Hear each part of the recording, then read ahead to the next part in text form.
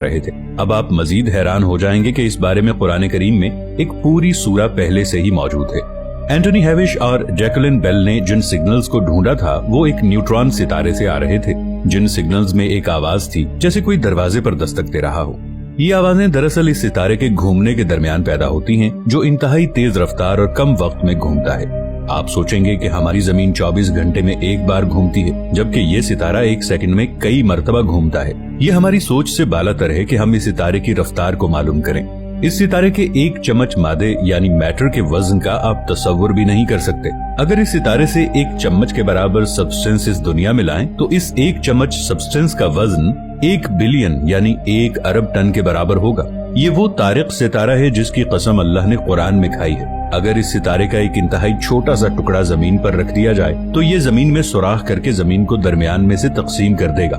21वीं सदी तक इस पर तहकीक से ये पता चला कि ये एक न्यूट्रॉन सितारा है और आम सितारों के मुकाबले में इसकी रोशनी की शिद्दत बहुत ज्यादा है, और जिस तरह ये रेडिएशन खारिज करता है वो पल्सर स्टार की तरह ही है।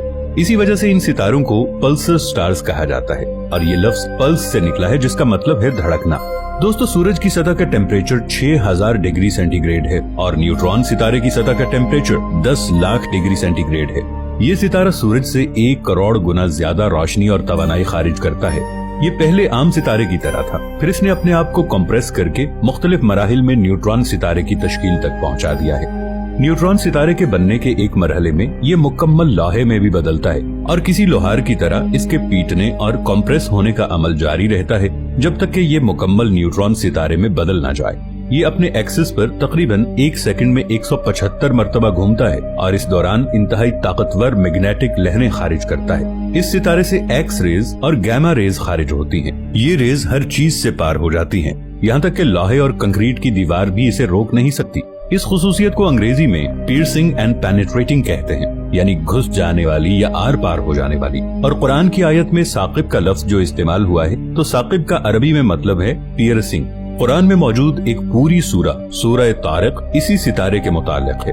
तारिक लफ्ज तर्क से निकला है जिसका मतलब है मारना या जर्ब लगाना। इस सितारे को 1967 में साइंस ने दरियाफ्त किया, लेकिन कुरान में इसका जिक्र 1400 साल पहले आया है। ये वो सितारा है जिसके बारे में हम सुनते हैं, लेकिन ये सितारा क्या है और ये कितना बड़ा है, ये हमारी सोच से बाहर की बातें हैं। कुरान में अल्लाह ने इस सितारे की कसम खाई जो ऐसे आवाज पैदा करता है जैसे कोई दरवाजे पर दस्तक दे रहा हो।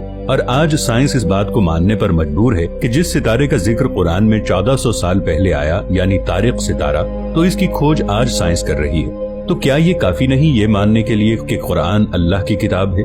कुरान मजीद में 1000 से ज्यादा आयात साइंस के मुतालिक गुफ्तगू करती हैं। कुरान में मौजूद आयात के मुतालिक हकायक जदीद साइंस से मुकम्मल मुताबिकत रखते हैं और बिलाशुबा कायनाती दरियाफ्तों में कुरान और साइंस में हम आहंगी फरोग़ इस्लाम का बाइस बनी है। अल्लाह ताला ने कुरान करीम में सूरह बकरा की आयत 164 में फरमाया कि कुरान करीम के नुज़ूल का एक मकसद ये भी है कि लोगों को सोचने और समझने की दावत दे। इसी तरह की सैकड़ों आयात कुरान हकीम में जा बजा बिखरी हुई हैं और लोगों को मखलूकात पर गौर व फिक्र करने की दावत देती हैं। दोस्तों, अगर कुरान मजीद में